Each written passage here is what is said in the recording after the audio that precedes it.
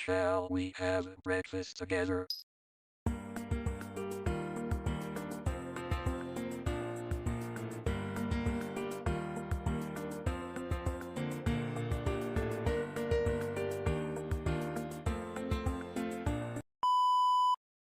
Bismillahirrahmanirrahim. Assalamualaikum warahmatullahi wabarakatuh.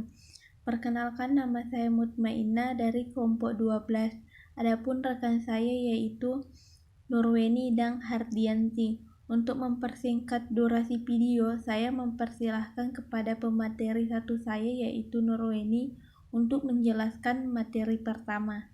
Langsung saja saya masuk pada poin pertama, yaitu pengertian exposure.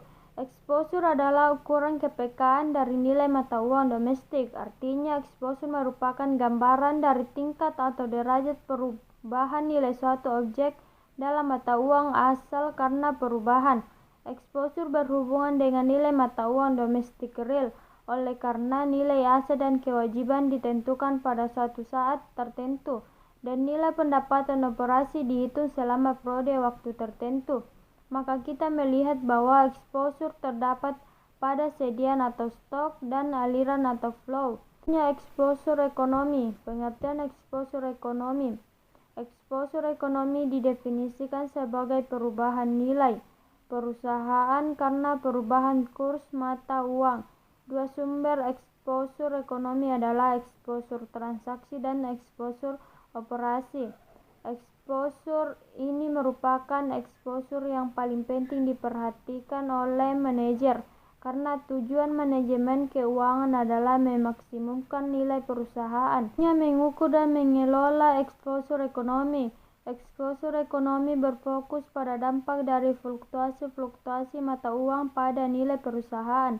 Fokus inilah yang sering diabaikan oleh accounting profession atau tidak memperlihatkan pengukuran dan pengolahan efek dari perubahan mata uang pada neraca.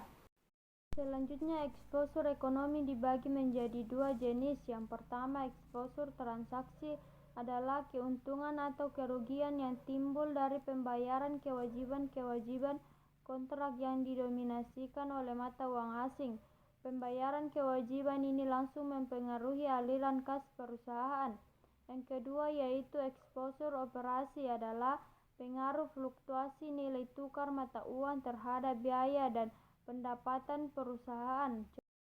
Baiklah, saya persilahkan kepada Saudari Hardianti untuk melanjutkannya.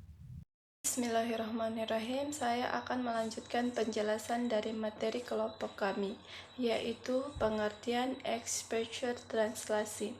Exposure translasi atau translation exposure yang juga disebut sebagai accounting exposure timbul karena laporan keuangan perusahaan anak di luar negeri yang dinyatakan dalam mata uang asing harus disajikan kembali dalam mata uang pelaporan perusahaan induk agar perusahaan dapat menyusun laporan keuangan konsolidasi.